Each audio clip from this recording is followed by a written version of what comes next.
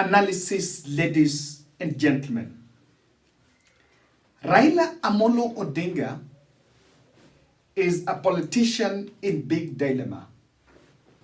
And I want to concur with political observers that are telling Raila Odinga that if you dare associate with President Ruto's policies, then there are so many branches of the tree Raila that are going to fall.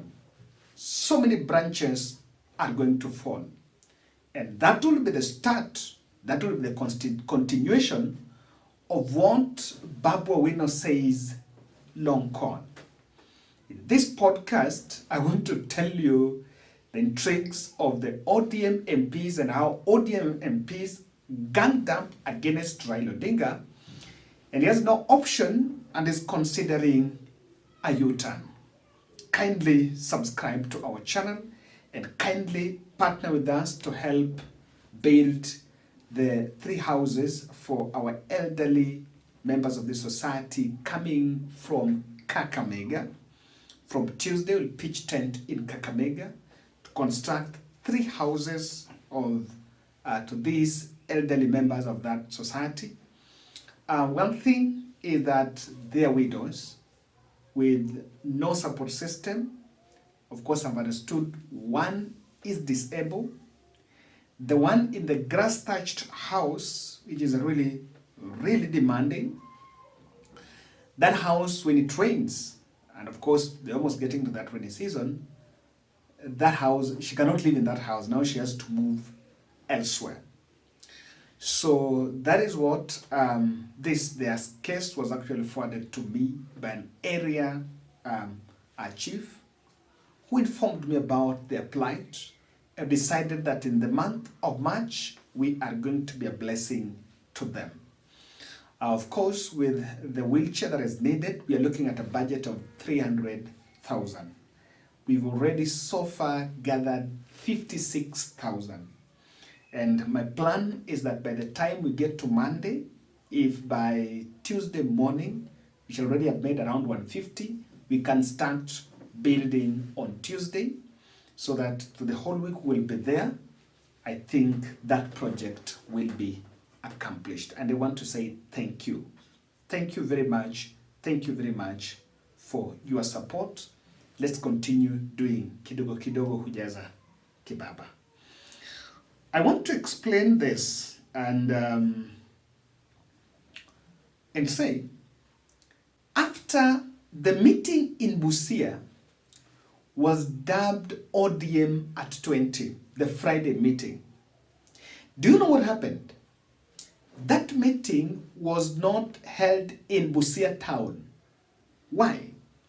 Otume and the team realized that Busia town is a bit charged, and it was taken in one of the remote constituencies, allegedly that is pro to Otuoma. It was taken in a nearby primary school. While if it would have been done in Busia, they would have really gotten the feedback.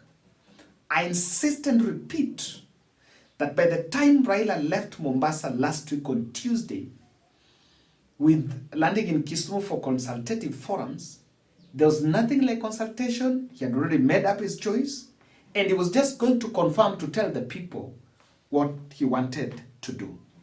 But some things happened in Busia that the presence of ODM leadership from Western was worrying.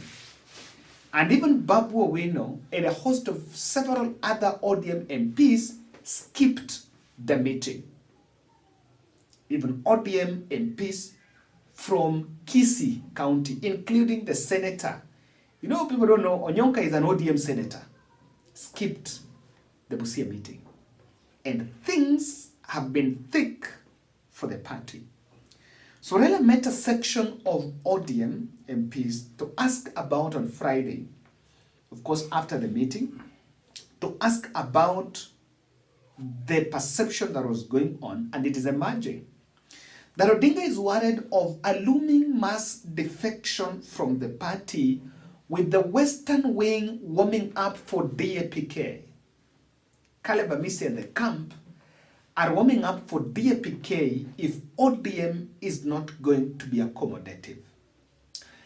The folks around Nairobi, including Babu Owino, are warming up to Wiper Party. In fact, let me tell you, if Babu picks Wiper Party ticket for any seat within this Nairobi, he will get it. Or even if he's denied the ODM ticket, he will vie using Wiper ticket in Embakasi East. He will not abuse Baba. He will not say anything on ODM, but vying on that ticket, he will still get it. The Embakasi East seat. And Babu has become unapologetic, saying that he's going to endorse Kalonzo Musyoka for 2027 and any other thing that we're going to take. The headliners have told Raila Odinga that if he makes the move to join William Ruto in whichever sort of an arrangement, then they are not going to sing the tune of defending President Ruto. And this have really changed. Today, Raila was in Mombasa. And I wanted to listen to his speech, and I'll tell you what happened, why he had to change the tone. Na nimeeleza hawa jamaa mambo zingine ambayo sisi tunatia maanani sana. Mambo ya ubaguzi ya kikabila ambayo kupika wakati wa ajira mtu anabaguliwa kwa sababu ametoka kwa kabila ambayo haitakikani. Tunasema tunataka kila Mkenya apewe fursa sawa, kwa sababu Wakenya wote wanalipa ushuru. Hakuna Wakenya ambayo hawatoi ushuru. Kwa hivyo tunasema rasilimali yetu mpaka yagawanywe kwa njia ya usawa. Pili ni mambo ya ufisadi ambayo imeenea sana katika taifa letu hii. Ufisadi inaleta hujuma ya mali ya umma na inafukaisha taifa. Maana yake unaona deni imeenda juu, lakini watu wanazidi kulipa ushuru, lakini deni vile vile linazidi kupanuka. Mambo ya ufisadi nataka yaangaliwe vivyo. Mambo ya nne ni mambo ya ugatuzi. Ugatuzi tuliweka katika katiba hii yetu ya 2010. Lakini hii ugatuzi haijafanya kazi vile tulikuwa tunataka. Lengo ya ugatuzi ni kuona kama huduma mingi ya hapa chini inatekelezwa na serikali ya counties. Lakini sisi tulisema ati ili kitu inaitwa provincial administration haitachukua nafasi ya ugatuzi. Lakini naona sasa watu wanazidi kuimarisha provincial administration na ugatuzi inasheta. Manake kuna huduma zingine ambayo imegatuliwa kikatiba, lakini pesa haitoki juu kuja hapa chini. Kwa mfano upande wa matibabu, naona kumeathirika, kuna shida. Mambo ya SHA vile hajatekelezwa vizuri, tunakuwa na shida mingi zaidi. Tunataka kuona kama yale yote yamerekebishwa. Upande ya elimu vile vile kuna shida. Kwa upande wa wanafunzi wa chuo kikuu kuna shida, hata hapa chini shule za msingi kuna shida mingi zaidi. Lakini tunataka ugatuzi pesa ikudi chini ya kutosha. Hata kwa upande wa miundo msingi pesa yaweze kuletwa hapa chini ya kutosha, ili huduma inaweza kufanyika na kupitia kwa serikali ya counties. Alafu mambo mengine ni mambo ya utawala kwa jumla. Watu kutekwa nyara, vijana wanashikwa hovyo, wanapelekwa vizuizini mahali ambayo hajulikani, wanateswa huko, wengine wanauawa. Hayo ni maneno ambayo hatutaki kuona katika taifa letu. Mpaka yale yakome kabisa. hatutaki kuona kama yale yanafanyika katika taifa letu. Kwa hivyo tuko na mambo mengi ambayo tunataka kuona kama yameboreshwa, na ndio sababu sisi tunafanya ushauri ili tukubaliana. Kama tukubaliana, kuna masharti ambayo sisi tutaweka ili tuendelee mbele. Sasa hawa wanachama wa chungwa wa hapa Mombasa wameamua wakanipatia mimi fursa niendelee na mambo ya kufanya consultation. Wameniunga mikono. Kwa hiyo mimi natoa shukrani sana kwao.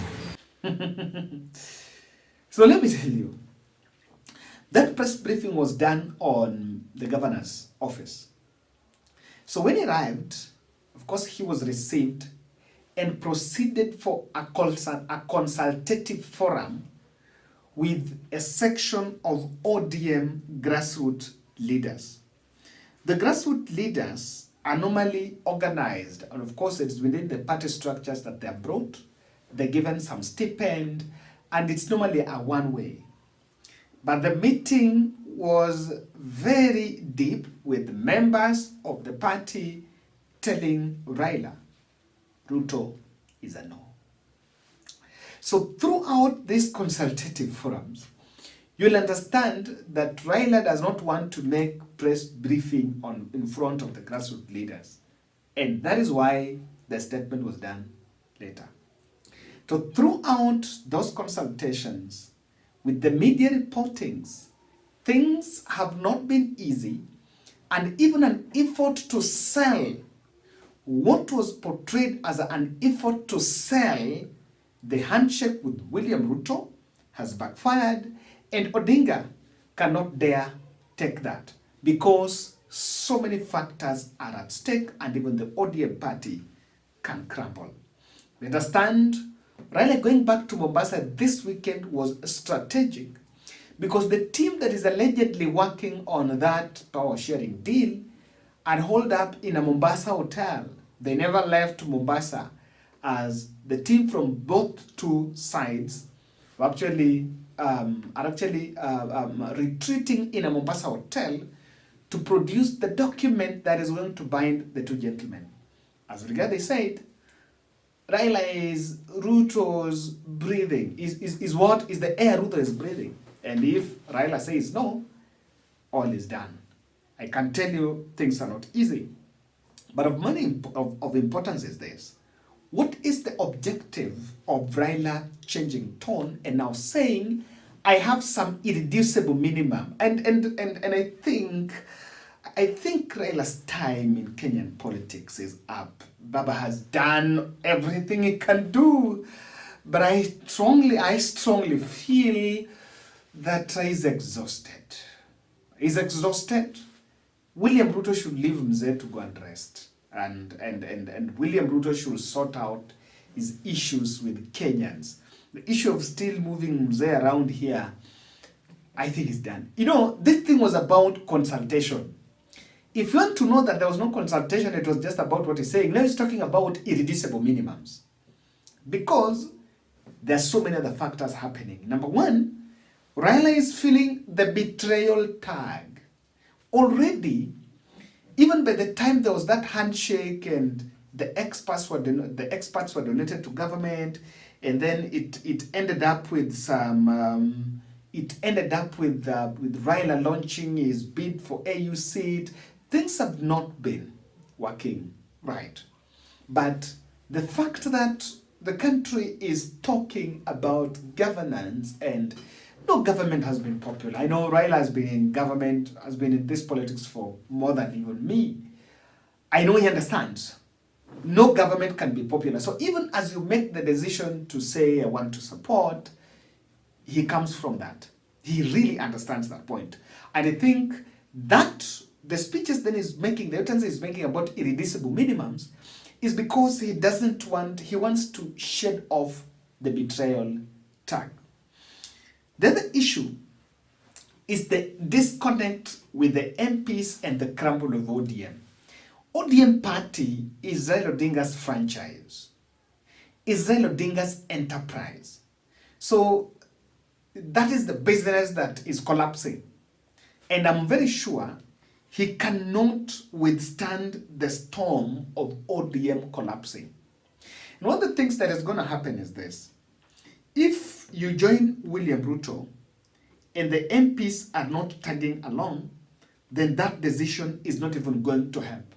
You cannot have the bargaining power if even the numbers, when you support William Ruto, are not convincing. So that is one of the things that is also happening here. The disconnect with members of parliament from ODM party, who that move has the risk of splitting the party right in the middle. Number 3, I think Raila is looking for an exit route. He doesn't just know how, because I want to believe there are so many fortunes with it. There is a list of principal secretaries. Public Service Commission did interviews. That list had already been forwarded to President Ruto, and Ruto is supposed to appoint the list of those people are supposed to be appointed. I know Ruto is just waiting for the deal with Raila, that if Raila signs, the next day is going to give very prominent people and people that are having a little bit of some convincing power to do that. Even the Madaraka Day that was supposed to be done in Kitui, that was supposed to be held in Kitui, is heading to Homa Bay. Not bad, of course, but because it has to align with the political arrangement of the country. What do you make of Raila's statement in Mombasa? And of course, as the country continues to say, no Odinga, let Ruto sort out his troubles, is he going to blink? Thank you.